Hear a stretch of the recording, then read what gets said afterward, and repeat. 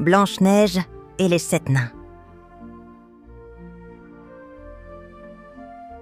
Il était une fois, dans un royaume lointain, une reine qui, un hiver glacé, cousait près de sa fenêtre. En regardant la neige tomber doucement, elle rêvait d'avoir une fille qui serait aussi belle que la neige elle-même, mais avec des lèvres rouges comme le sang et des cheveux noirs comme l'ébène.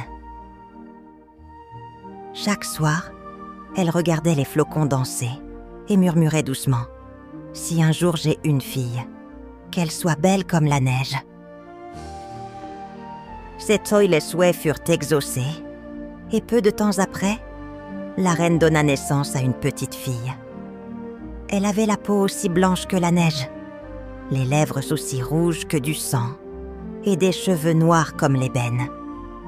La reine et le roi étaient comblés de bonheur, mais leur joie fut de courte durée. La reine tomba malade et, après avoir tenu sa fille une dernière fois dans ses bras, elle mourut. Le roi, profondément attristé, se remaria avec une femme d'une grande beauté. Mais cette femme, bien qu'elle fût belle, était cruelle et d'une grande vanité. Elle possédait un miroir magique qui répondait à toutes ses questions.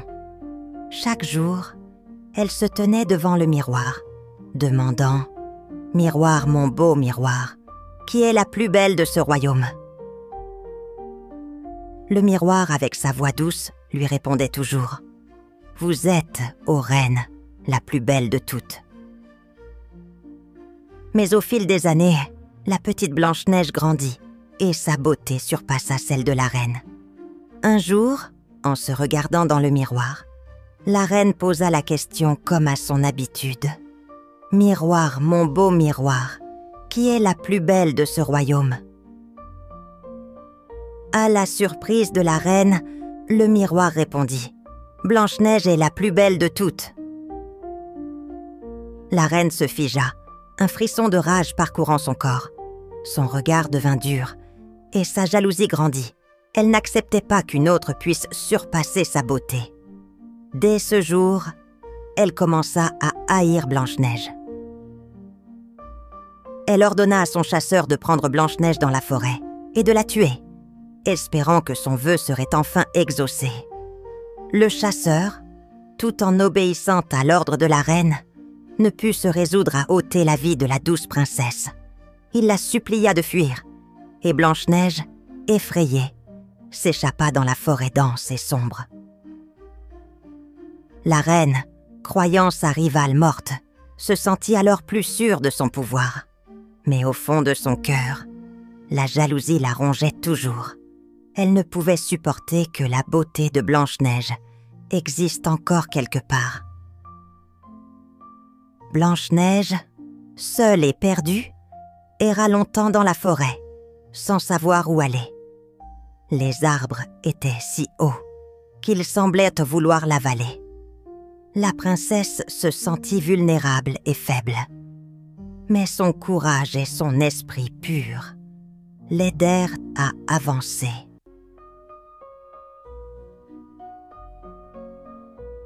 Dans les couloirs froids du château, la reine marchait d'un pas lent et assuré. Ses talons résonnèrent sur le sol de marbre et sa cape noire flottait derrière elle. Chaque matin, elle se postait devant son miroir magique, espérant entendre les mots qu'elle désirait.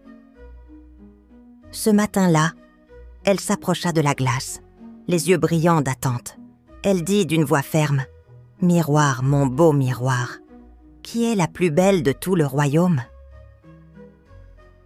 Le miroir scintilla quelques secondes, puis répondit doucement « Ô reine, vous êtes belle, c'est vrai, mais Blanche-Neige est plus belle encore que vous. » Le cœur de la reine se serra. Une flamme de colère s'alluma dans ses yeux. Elle recula lentement, incapable d'accepter ce qu'elle venait d'entendre. « Impossible !» cria-t-elle. « Cet enfant est dans la forêt, elle n'existe plus. » Mais le miroir ne mentait jamais, et la reine le savait. Elle appela son fidèle chasseur, un homme robuste à la barbe grise qui entra sans bruit. « Majesté ?» demanda-t-il en s'inclinant. « Blanche-Neige est vivante, quelque part dans cette forêt, » dit-elle avec une voix glaciale. « Va, retrouve-la. Cette fois, ne faillis pas. »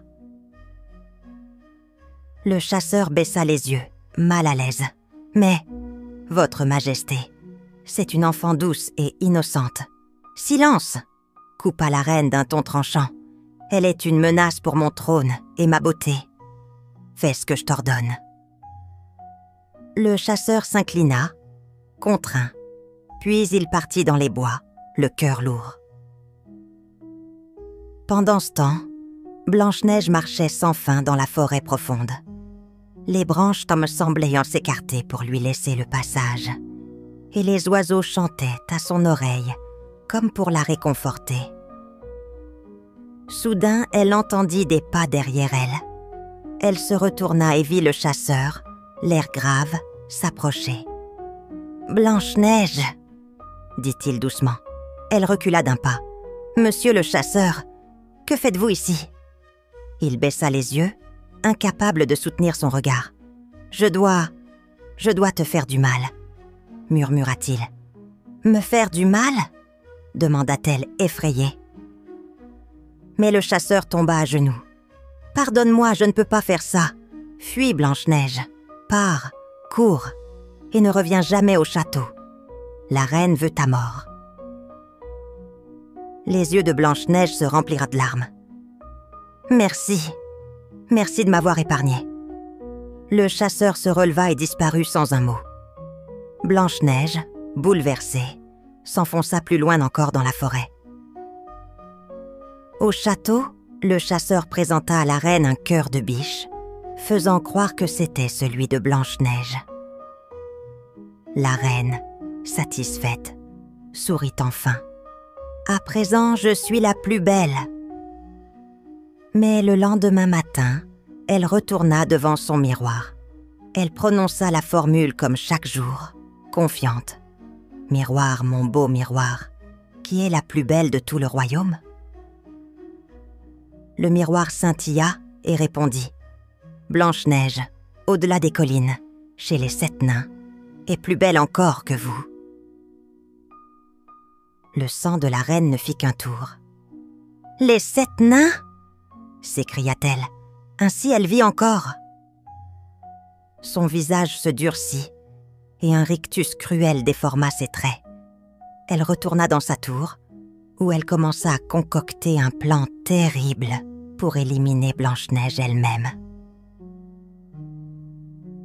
Elle ouvrirait ses grimoires, utiliserait sa magie, se déguiserait s'il le fallait. Mais cette fois, elle irait jusqu'au bout.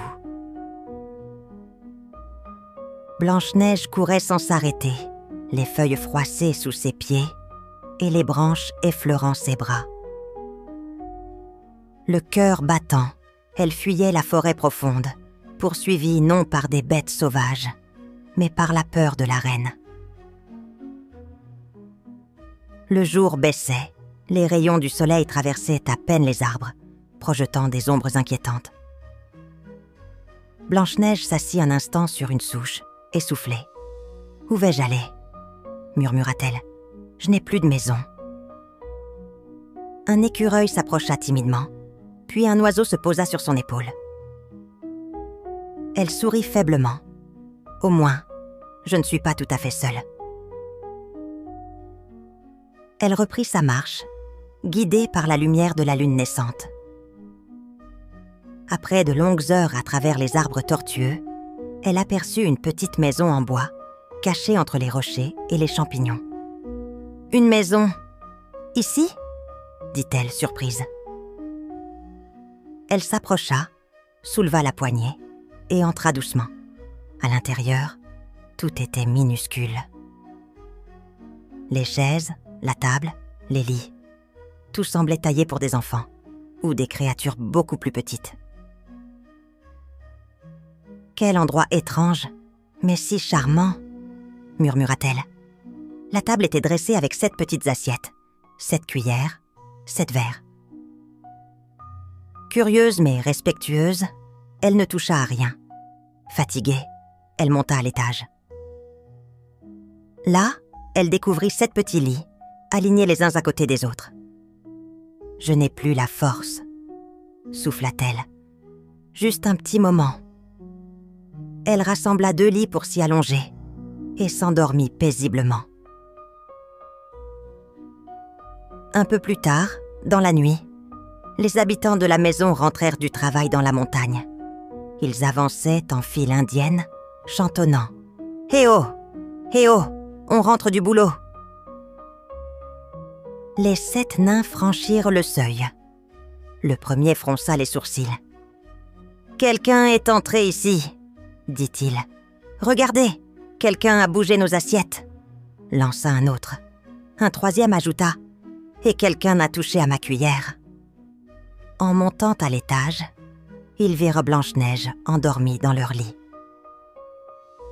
Les nains se regardèrent, bouche bée. « Qui est-ce » demanda timide. « Une fée ? Une princesse ?»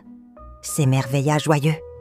Blanche-Neige ouvrit lentement les yeux, surprise de se voir entourée de 7 petits hommes. « Qui êtes-vous » demanda-t-elle, encore à moitié endormie. Le plus âgé prof répondit « Nous sommes les 7 nains. Et toi, jeune fille ?» Elle se redressa, confuse. « Je m'appelle Blanche-Neige. Je suis désolée d'avoir envahi votre maison, mais j'étais perdue. Et je n'avais nulle part où aller. » Les nains échangèrent des regards. « Tu peux rester ici si tu veux, » dit Simplet en souriant. Prof ajouta « À condition que tu nous aides un peu. Faire le ménage, préparer les repas. »« Oh oui, je ferai tout ce que vous voudrez, » répondit Blanche-Neige, les yeux brillants de gratitude. Et ainsi, une nouvelle vie commença pour elle. Chaque jour, les nains partaient travailler dans la montagne et Blanche-Neige s'occupait de la maison, chantant avec les oiseaux et parlant aux animaux de la forêt. Elle avait enfin trouvé un refuge, mais au loin, dans l'ombre, la reine préparait sa revanche. Dans son château sombre, la reine se tenait face à son miroir magique, l'air impatient.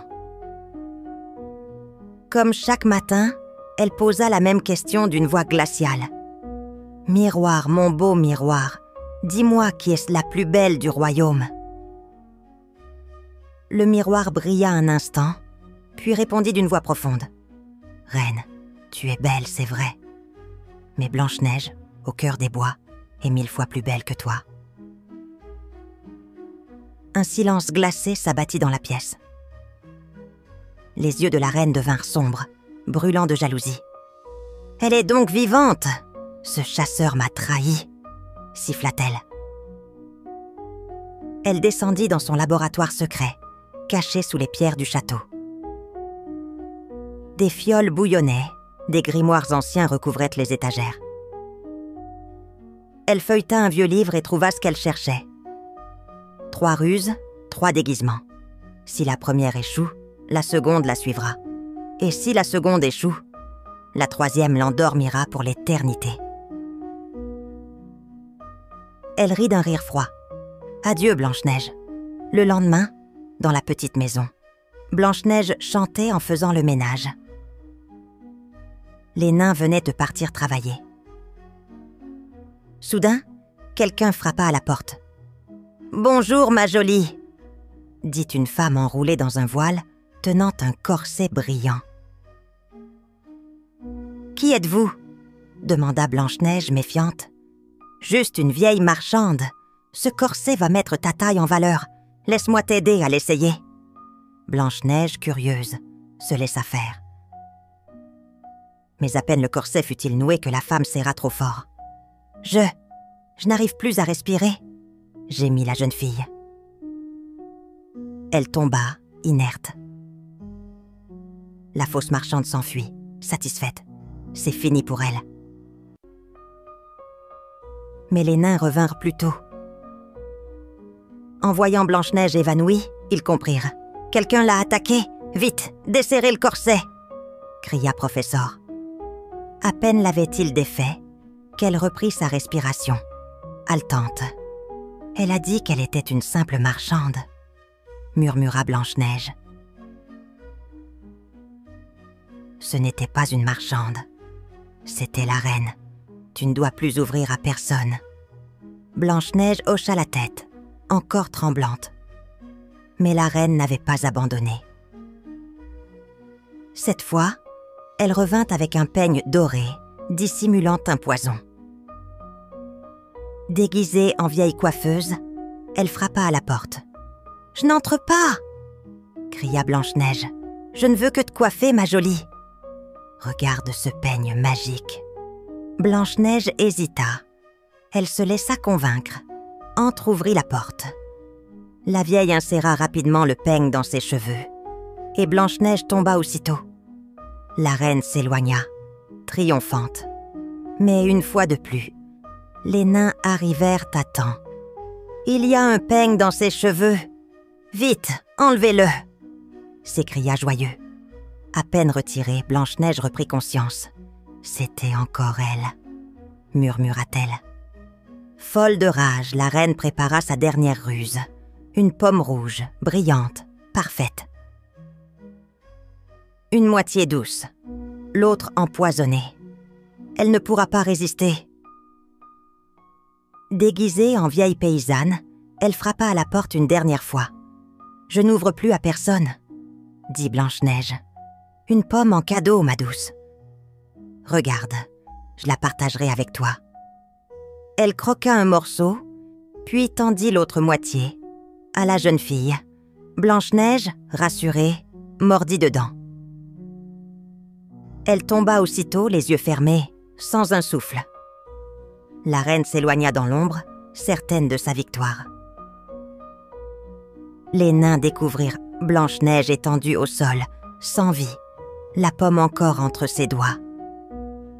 Aucun souffle, aucun battement de cœur. Un silence douloureux s'abattit sur la maison. « Elle ne se réveille pas », murmura timide, les larmes aux yeux. « Cette fois, elle est vraiment partie », sanglota Grincheux, le cœur brisé. Ils firent tout ce qu'ils pouvaient. Mais le mal était fait. Le poison l'avait plongé dans un sommeil si profond qu'il paraissait éternel. Ne pouvant se résoudre à l'enterrer, ils construisirent un cercueil de verre, orné d'or et de fleurs. Ils le placèrent au sommet d'une colline, entouré des plus beaux arbres de la forêt. Chaque jour, ils montaient veiller à ses côtés. « Blanche-Neige, nous ne t'oublierons jamais », disait Prof en déposant une fleur. Le printemps passa, puis l'été. Le temps s'écoulait, mais Blanche-Neige restait immobile, aussi belle qu'au premier jour. Un matin d'automne, un cavalier passa par la forêt. Il s'agissait d'un jeune prince venu d'un royaume lointain. En entendant parler de la beauté mystérieuse endormie dans la clairière, il demanda à voir de ses propres yeux. Les nains, méfiants d'abord, finirent par le conduire au cercueil. Le prince s'en approcha, stupéfait. « C'est elle », murmura-t-il. « J'ai rêvé d'un visage pareil.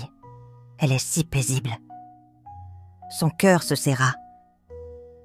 Il resta là un long moment, les yeux posés sur Blanche-Neige, incapable de détourner le regard. « Puis-je l'emporter avec moi ?» demanda-t-il doucement au nain. « Je jure de lui construire un sanctuaire dans mon palais. Elle reposera dans les fleurs et la lumière. » Les nains se regardèrent. Leurs yeux pleins de tristesse, ils finirent par hocher la tête. « Emmène-la, mais veille sur elle comme nous l'avons fait, » dit Simplet. Les hommes du prince soulevèrent le cercueil avec 1000 précautions. Mais en le portant, un faux mouvement fit vaciller le corps délicat.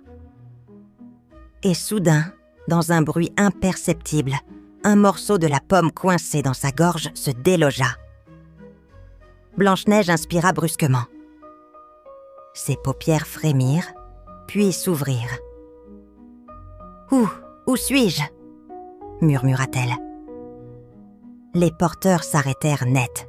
Les nains crièrent de joie. « Elle vit! Elle vit !» Le prince s'agenouilla, bouleversé. C'est un miracle.